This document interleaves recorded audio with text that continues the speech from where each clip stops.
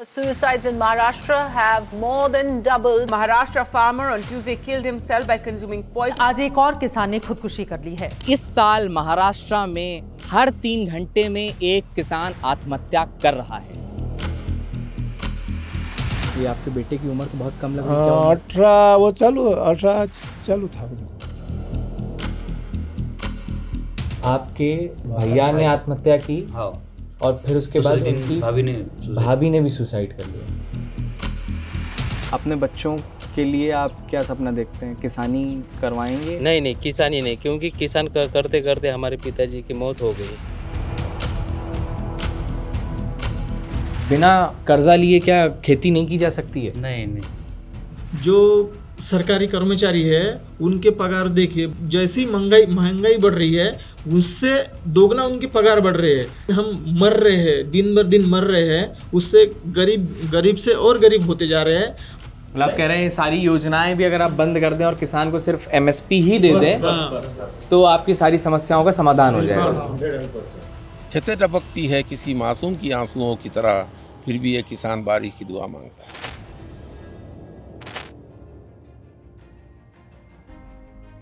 मेरे देश की धरती, सोना उगले हीरे मोती, मेरे देश की धरती। जय जवान जय किसान। भारत एक कृषि प्रधान देश है। ये सब मैंने भी सुना है और आपने भी ज़रूर सुना होगा, कभी ना कभी, कहीं ना कहीं। लेकिन आपको मैं वो बता देता हूँ जो शायद ही आपने सुना होगा। क्या आपको पता है कि इस साल महाराष्ट्र में हर 3 घंटे में एक किसान आत्महत्या कर रहा है? शायद ही आपको पता हो कि खेती किसानी करने वाले व्यक्ति की दिन की दिहाड़ी 27 रुपये होती है। जी हाँ, 27 रुपये कमाता है। शायद ही आपको पता हो कि प्रतिदिन 2000 किसान किसानी छोड़ रहे हैं। तमाम सारे नारे, वादों, दावों के बीच में ये सारे तथ्य हैं जो हमसे कहीं ना कहीं पीछे छूट जाते हैं।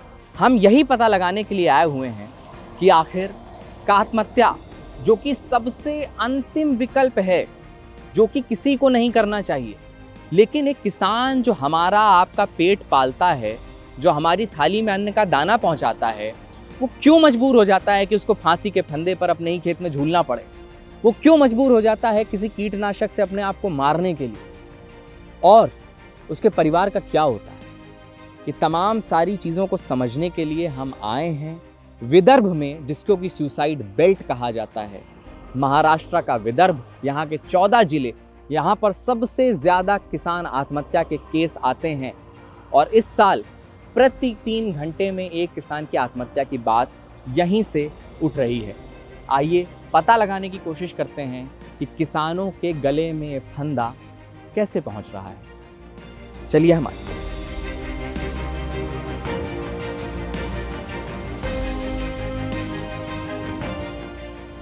इनका नाम है ओम दीपक उर्फ धनराज सरोदे। इस जगह का नाम है, ये शिवणबू क्या है? शिवन गांव है। अच्छा, गांव का नाम है शिवन, कारंजा में ही है ना डिस्ट्रिक्ट। विष प्राशन करुण, मतलब इन्होंने जहर लेकर के आत्महत्या की। इसी महीने की 7 तारीख को इन्होंने आत्महत्या की है। क्या नाम इनका? ओम दीपक उर्फ धनराज रामकृष्ण सरोदे। ये आपके बेटे की उम्र तो बहुत कम लग रही है। 18 वो चालू था उनको। चालू था। 12वीं कक्षा में था वो। 12वीं कक्षा में था। कितना एकड़ खेती होगी? 4 एकड़ समझो, 152। 4 एकड़। 4 एकड़ समझा माझ्या नावाने। आप और क्या खेती में क्या करवाते हैं? सोयाबीन, तूर, कई मग थोड़ा हरभरा, गेहूँ ऐसा। और कितने बच्चे आपके? 4 थे, 2 जो के शादी हो गई है, एक गया वो अब एक राधा रहेगी शादी की। एक बेटी है? हाँ, एक बेटी है। 3 लड़कियां थी आपके, एक बेटा था? एक बेटा था सिर्फ। और उस बेटे ने आत्महत्या कर ली? हाँ। अच्छा, 2 बेटियों की शादी हो गई। एक शिक्षण चालू है एक का। किस दिन की बात है ये? 7 जुलाई 2025। 7 जुलाई 2025। 7 जुलाई हो, रविवार दिन था सब, एकादश थी। मेरे बोला आ गया, लेके गया देखने को, तो वो थोड़ा सा हॉस्पिटल में लेके गए अकोला, तो वजन में लेके गए हम। रात को उनका देर शाम हो गया। फांसी लगाई? नहीं, उन्होंने क्या औषध लिया था, कौन सा है, तो अभी पीएम का रिपोर्ट आने का है, वो सब जहर से। हाँ, जहर से। क्या बातचीत इस घटना के पहले क्या बातचीत हुई थी आप लोगों की? कुछ नहीं, वो घर में तो वातावरण अच्छा था, वो उनको नाराज था, वो खेत में से पतला निकल गया, अपना खेत अब ये साल में जमा नहीं, अपने को पिकने हो जाएगा, उत्पन्न नहीं होएगा, ऐसा बोलता था वो। कर्जा वगैरह था? वो था जरा बैंक का, अंतोला पार इधर उधर का बैंक का था। बैंक से भी लिया था और इधर उधर से भी पैसा? उधर का दड़ा था, थोड़ा फाड़ था। तो ये सब आपने उन्हें बता रखा था अपने बेटे को कि ये सब? उनको मालूम ही था, मालूम था उनको, मालूम था। इस वक्त मैं विदर्भ के शिवन गांव में मौजूद हूं और ये इस गांव से इस साल 2025 में दो किसानों ने आत्महत्या की है। जिन आंकड़ों का बहुत ज़्यादा जिक्र किया जा रहा है, चर्चा हो रही है, जो फर्स्ट क्वार्टर के आंकड़े आए हैं जिसमें बताया जा रहा है प्रति 3 घंटे में एक किसान महाराष्ट्र में आत्महत्या कर रहा है। ये सरकार खुद कह रही है, मतलब कि वो एक्सेप्ट कर रहे हैं, है ना। आंकड़ों को लेकर के तमाम सारी बातें कही जाती हैं कि बहुत सारे आंकड़े तो रिपोर्ट ही नहीं हो पाते या पहुंच ही नहीं पाते या उनको सरकार मानती ही नहीं है, लेकिन ये सरकारी आंकड़ा है। तो शिवन में जो ये लक्ष्मण राव जी का घर है, हम वहाँ पर हैं। इन्होंने भी जहर खा करके आत्महत्या की। 6 एकड़ के किसान थे और हम इनके बच्चे से मिलेंगे, बात करने की कोशिश करेंगे कि किन परिस्थितियों में ये रहा, क्या कर्ज की वजह से किया, फसल ख़राब होने की वजह से किया। तमाम सारे फैक्टर्स हैं जिनकी वजह से किसान मजबूर हो रहे हैं आत्महत्या करने के लिए। ये समझने की कोशिश करेंगे कि आखिर आत्महत्या जैसा जो एकदम आखिरी कदम होता है वो उठाने को वो क्यों मजबूर हुए। आप लोग किसानी से कब से जुड़े हुए हैं? मैं तो बचपन से जुड़ा हूँ, मेरे पिताजी किसान थे, मैं भी किसान हूँ। किस दिन आपके पिताजी ने आत्महत्या की? 11 जून 2025 में। 11 जून को?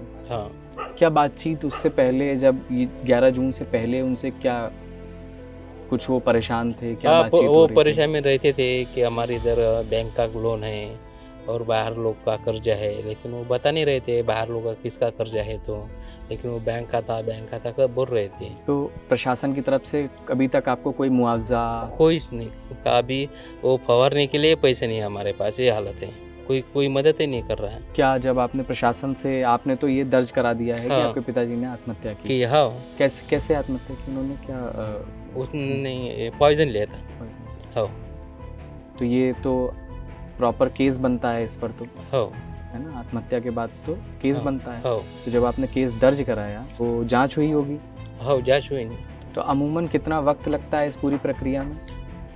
वैसे तो फास्ट होना चाहिए सर, क्योंकि कैसा है, आर्थिक स्थिति खराब है इसलिए सुसाइड किया है, तो हमारे वजह से जितना फास्ट हो जाएगा उतना अच्छा रहेगा ना, नहीं तो फिर कोई और मेरे कंधे पर जवाबदारी है, फिर मेरे को वही पाव उठाना पड़ेगा पिताजी ने किया वो, क्योंकि अभी कर्जा खेती बाड़ने के लिए पैसा नहीं, ये वो सब ठीक है, पैसा लगता ना, बैंक का कर्जा है मेरे ऊपर है, पिताजी के ऊपर है। अपने बच्चों के लिए आप क्या सपना देखते हैं? किसानी करवाएंगे? नहीं, किसानी नहीं, क्योंकि किसान करते करते हमारे पिताजी की मौत हो गई, क्योंकि कर्ज पे डूबकर। वो नहीं, किसान छोड़कर हम कुछ भी करेंगे।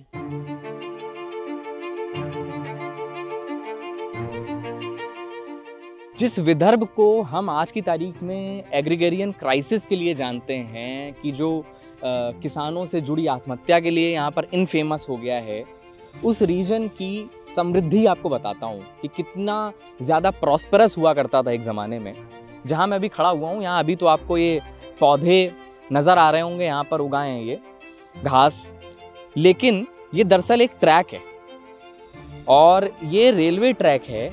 यहाँ से अंग्रेज़ों के ज़माने में कॉटन यानी कपास की खेती यहाँ इतनी अच्छी होती थी, इतना ये रीजन प्रॉस्परस था कि यहाँ से ट्रेन के माध्यम से कपास जाता था, ट्रांसपोर्ट किया जाता था।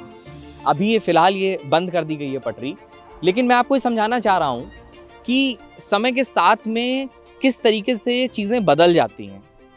एक ज़माने पर वो प्रॉस्पेरिटी थी यहाँ पर, और आज की तारीख में हमारे सामने यहाँ से शर्मसार करने वाले आत्महत्या के किसानों के आंकड़े आते हैं।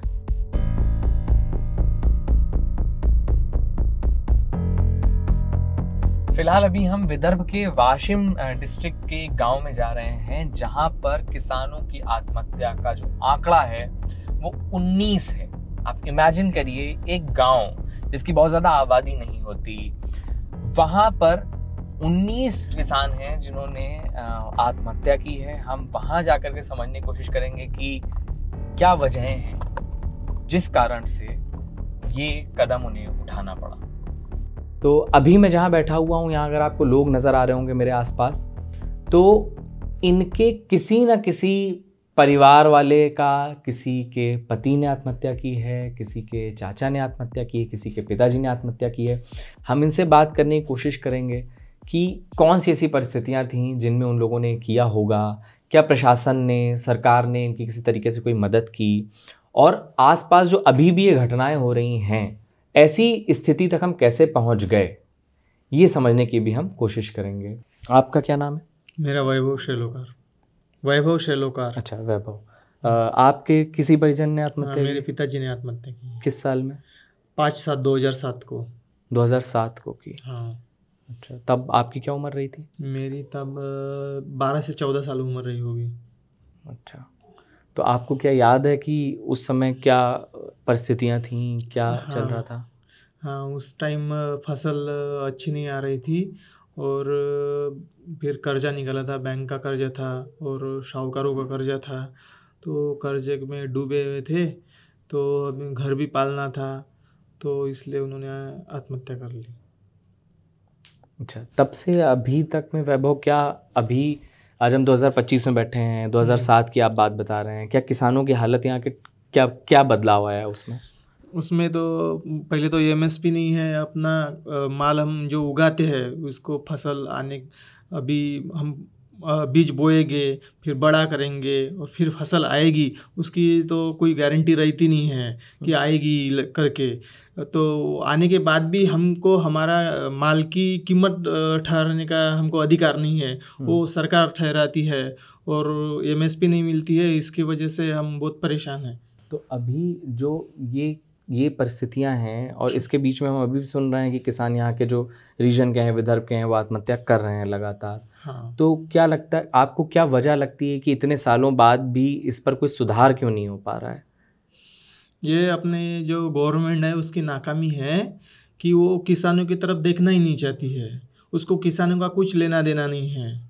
तो सिर्फ जो निवडणूक का समय आता है तब कुछ ना कुछ भीख डाल देता है किसानों के लिए, या कुछ ना कुछ ऐसी योजनाएं लाता है कि वो उस टाइम सिर्फ मतदान के टाइम ही वो लाभ देती है, बाद में वो बंद कर देते हैं। इसलिए किसान जो है वो पढ़े लिखे नहीं है, अनपढ़ है, तो उसमें उलझा जाते हैं और वो फिर सरकार अपना गेम कर देती है। लेकिन किसानों को कोई लाभ पहुंचाना ना उनकी जिम्मेदारी नहीं, वो चाहते ही नहीं कि किसानों को लाभ पहुंचे। तो बिना कर्जा लिए क्या खेती नहीं की जा सकती है? नहीं, संभव नहीं है। नहीं, वैसा कैसे हो जाएंगे खेती? खर्चे देंगे तो खेती को लगाएंगे, बाल बच्चे को खिलाएंगे। वो वजह से हमारे पिताजी चले गए। आपके पिताजी ने भी आत्महत्या? हाँ, 65 साल के थे, बैंक का कर्जा था कितना, सोसाइटी का, बस। और अभी आप पे भी कर्जा है? हाँ, मेरे पर भी 2.25 लाख रुपए। और आपके भाई ने की आत्महत्या 2024 में? आपके सगे भाई ने? हाँ, बड़े भाई ने। अच्छा, आप कितने भाई बहन हो? हम 3 भाई। 3 भाई हो? हाँ। बहन भी है? नहीं, बहन ने 3 भाई। अच्छा, पिताजी हैं? हाँ। अच्छा, मेरे भाई को भी एक लड़का है 2 साल का। शादीशुदा थे? हाँ भाई। उनकी पत्नी ने भी डिस्चार्ज कर ली दूसरे दिन। आपके भैया ने आत्महत्या की? हाँ। और फिर उसके बाद उनकी भाभी ने भी सुसाइड कर लिया। उनका 2 साल का लड़का है। अच्छा, और उनके ऊपर भी कर्जा था? और उनके वो सबसे बड़े थे घर में, वही घर चलाते थे। उन्होंने घर चलाने के लिए ट्रैक्टर लिया था, उसका कर्जा था, इसलिए उन्होंने वो दवा में आत्महत्या। अच्छा, जैसे मान लीजिए कि आप किश्त नहीं दे पा रहे हैं, हाँ। तो यहाँ पर क्या प्रक्रिया अपनाई जाती है? जैसे आपने ट्रैक्टर लिया आपके भाई ने, हाँ, प्रेशराइज, बैंक वाले प्रेशराइज करते हैं। आते हैं वो गांव आते हैं, घर हाँ, आते हैं, घर आते हैं, दबाव बनाते हैं। बैंक का भी कर्ज था। क्या यहाँ लोग बैंकों के अलावा भी कैसे पैसा लेते हैं लोगों से? हाँ, ब्याज पे लेते ना 3% से। अच्छा, मिलता है यहाँ पे? हाँ, देते ना कोई व्यवहार चलाने के लिए। तो वो लोग भी क्या दबाव बनाते हैं? नहीं, वो नहीं, पर बैंक वाले और ये सिस्टम वाले दबाव बनाते ना, ताकि वो किस्तों वाले। आप क्या कर रहे हैं अभी? मेरी खेती चालू है। आप भी किसान हैं? हाँ। और अभी क्या कुछ परिस्थिति बदली है खेती की? खेती की कुछ परिस्थिति नहीं बदली अभी तक। वही रोना, वही पैसे, वही कर्जा। बच पाता है खेती में? कुछ कितना बचता ही नहीं, खा पी के कुछ रहता ही नहीं, बैग भी नहीं, और खेती के लिए निकालना ही पड़ता है। तो आपके गांव में मतलब इस तरीके की परिस्थिति होने के बाद भी क्या कुछ लोग हैं जिन्होंने खेती छोड़ दी? ऐसे भी लोग हैं क्या? है, खेती छोड़ दी उन्होंने, वही खेती छोड़ के मजदूरी पे घर चलाते हैं खुद अपना, मजदूरी करने खेती लगे। करना वो ये नहीं करते। मुंबई काम करने के लिए जाते। अच्छा, माइग्रेट कर जाते हैं, विस्थापन करके अपना बाहर चले गए। पुणे, मुंबई, औरंगाबाद चले जाते हैं।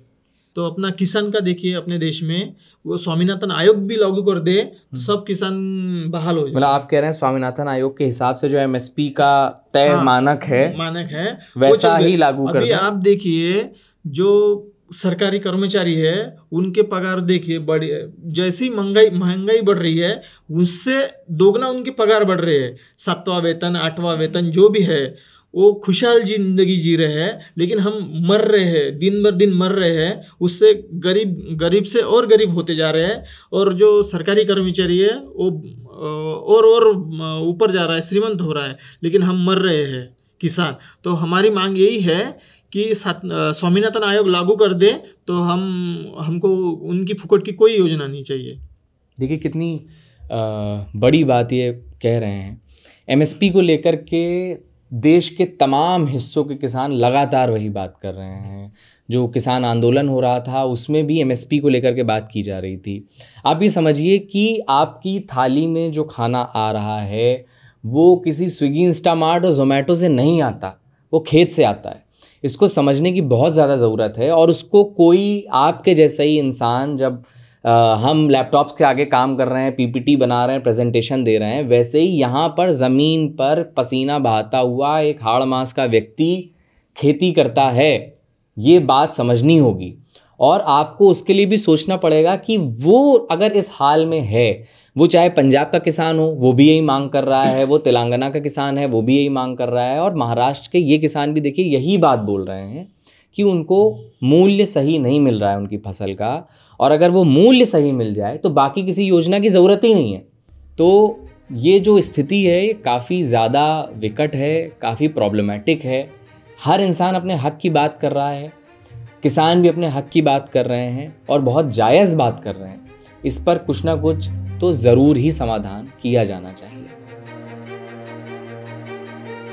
इस वक्त हम मौजूद हैं देश की जो सबसे पहली एपीएमसी है, कारंजा में ये हुई थी, और ये कॉटन बेल्ट कहा जाता है विदर्भ, जो कि आज फेमस हो गया है, इनफेमस कहना चाहिए बल्कि, किसानों की आत्महत्या के लिए। लेकिन एक समय पर यहाँ ये इतना प्रॉस्पेरस था कि यहाँ पर आकर के पहली एपीएमसी इस्टेब्लिश की गई अंग्रेज़ों के ज़माने में।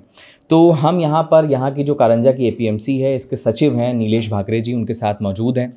ये सबसे पुरानी एपीएमसी है, पहली देश की एपीएमसी। एक वो ज़माना था जब ये कॉटन बेल्ट कही जा रही थी, यहाँ पर इस तरीके की प्रॉस्पेरिटी थी। हम 2025 में बैठे हुए हैं जब किसानों की हालत की बात की जाती है कि बहुत ज़्यादा ख़राब है। हम किसानों से भी मिल करके आ रहे हैं, वो अपने एमएसपी का इशू बताते हैं। यहाँ तक हम कैसे पहुँच गए, ये हालात क्यों हो गए किसानों के? नहीं, इसके पीछे तो बहुत बातें हैं, यानी एक फैक्टर रिस्पॉन्सिबल नहीं है। कैसा है, क्रॉप का ट्रेंड बदलते गया, और जो फार्मर्स को जो इनपुट लगते थे वो इनपुट का भी उसमें थोड़ा सा कॉस्टिंग जो बढ़ा, और दिन ब दिन क्रॉप पैटर्न यानी क्रॉप भी चेंज नहीं हुए, वही क्रॉप चल रहे, तो प्रोडक्टिविटी भी कम हो गई लैंड की। जो फसल पहले अपने को 10, 12, 15 क्विंटल आती थी पर एकड़, वो अभी 7, 8, 6, 5, 6, क्योंकि वही सिर्फ वही रोटेशन भी नहीं है। और सबसे बड़ी बात है कि जो यानी क्या बोलते हैं उसको, जो हर बात का जो प्राइसिंग लेवल बढ़ा, वो हिसाब से जो फूड ग्रेन्स है या उसका रेट नहीं बढ़ा, तो वो भी एक फैक्टर है उसके लिए रिस्पॉन्सिबल। जी, क्या ऐसी कोई गवर्नमेंट पॉलिसी आ सकती है जिससे इस पर थोड़ा सा? नहीं, गवर्नमेंट पॉलिसी है, उसका नुकसान हो गया है, उसको कुछ हो गया है तो वो है, लेकिन वो लेवल पे वो नुकसान का मुआवजा नहीं हो सकता, क्योंकि समझो एक आधी फसल का एक आधे जंगली जानवर ने नुकसान कर दिया तो वो मिलता है, लेकिन वो लेवल पे उसकी फसल चल जाती है फिर, या ये होता है, तो वो गवर्नमेंट की योजनाएं हैं उसमें, लेकिन वो जो लेवल का नुकसान हुआ है उसका, वो लेवल का उसको मुआवजा मिल नहीं पाता है, तो वो भी एक दिक्कत है।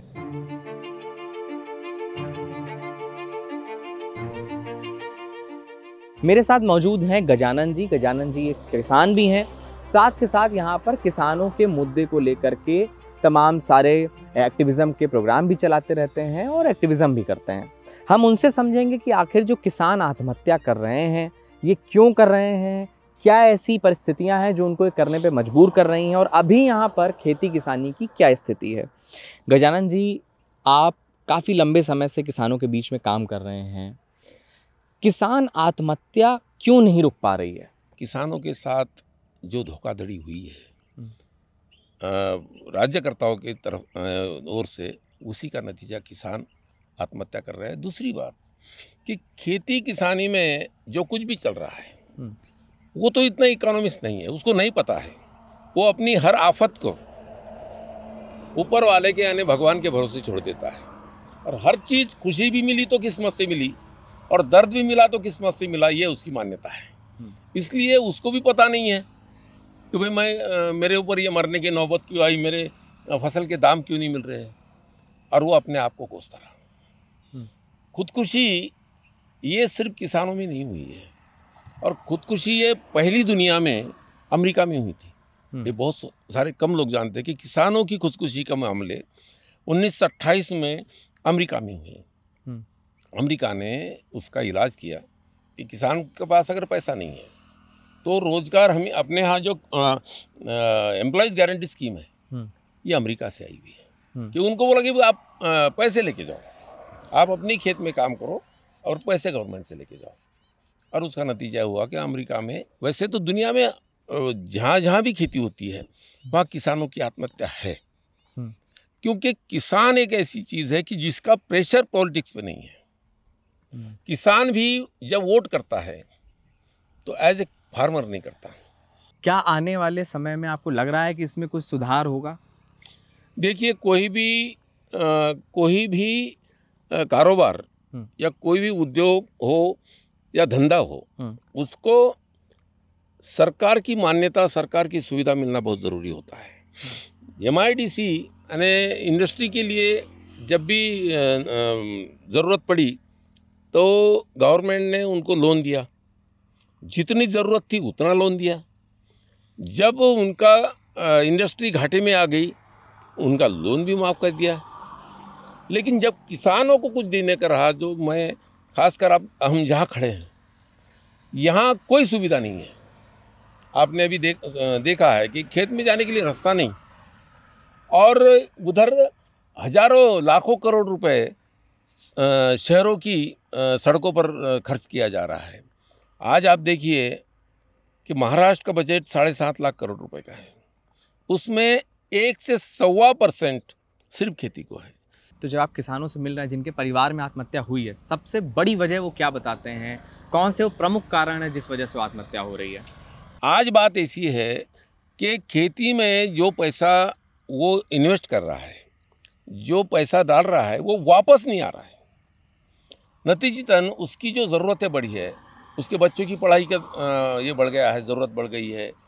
वो ऐसा तो नहीं ये कर सकता कि मैं बच्चों को पढ़ाऊँगा नहीं, तो खर्चे बढ़ गए और इनकम घट गई। इसलिए उसकी जो ज़िंदगी का एक मकसद था वो पूरा होने में अपने बच्चे के लिए मैं कुछ नहीं कर सकता, ये एक अपराध भाव जिसको कहते हैं उसके अंदर पैदा हुआ। और उसी बिना पर मैं अपने कर्तव्यों से न्याय नहीं कर रहा हूँ,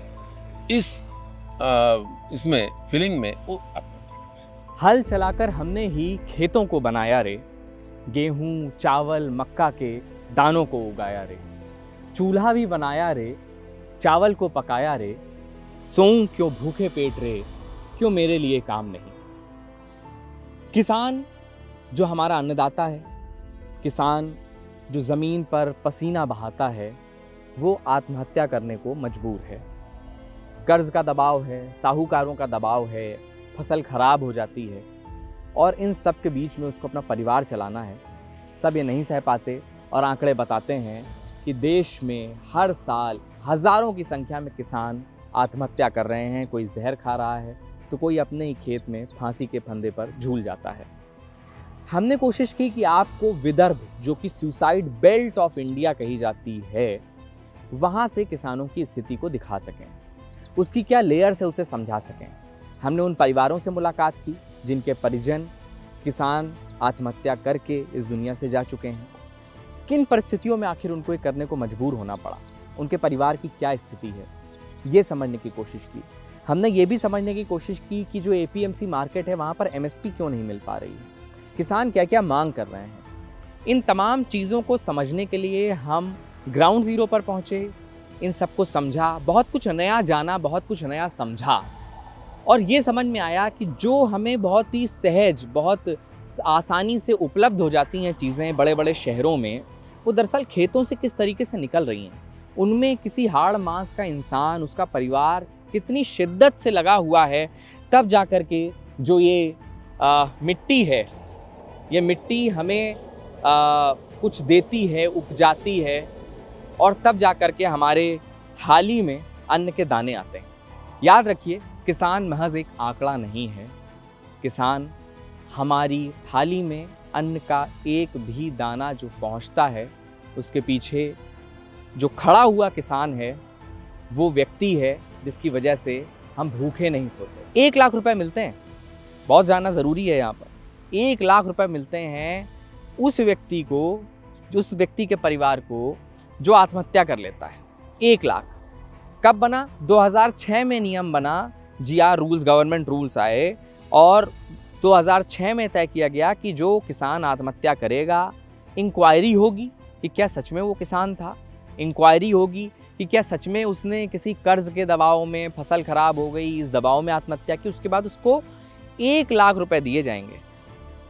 वो निधि आज 2025 में भी 1 लाख ही है, उसमें कोई बढ़ाया नहीं गया, कोई बदलाव नहीं किया गया। खैर, मुआवजा किसी मौत पर दिया जाना और किसान की मौत पर दिया जाना, ये जानते हुए कि कई किसान आत्महत्या कर रहे हैं, ये तो अपने आप में ही बड़ी आयरनी लगती है, बड़ी शर्म की बात लगती है।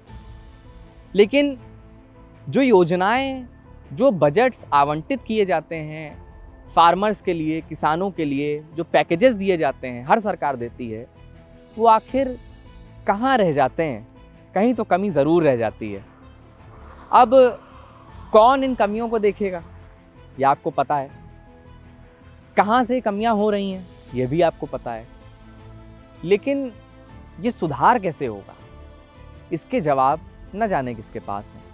हम उम्मीद करते हैं कि हमारी सरकार, हमारे अधिकारी इन किसानों की तरफ से मुंह नहीं मोड़ेंगे, उनकी तरफ देखेंगे और कोशिश करेंगे कि इनकी समस्याओं का हल ढूंढा जा सके, इनकी जो तकलीफ़ है उससे इन्हें निजात दिलाया जा सके। ये जो मिट्टी है, इसे हम सोना कहते हैं, इस मिट्टी की परछाई में किसान की ज़िंदगी ना बीत जाए। कैमरे के पीछे हैं फरहान हैदर, मेरा नाम है मुकुल सिंह चौहान। हमने आपको अपने कैमरे से कुछ दिन यहाँ की कहानी दिखाने की कोशिश की। ये महाराष्ट्र का विदर्भ है। बताइएगा कि आपको ये खबर कैसी लगी, आपको हमारा काम कैसा लग रहा है, और मन करे तो कमेंट करके अपनी राय ज़रूर दीजिएगा। बहुत बहुत धन्यवाद।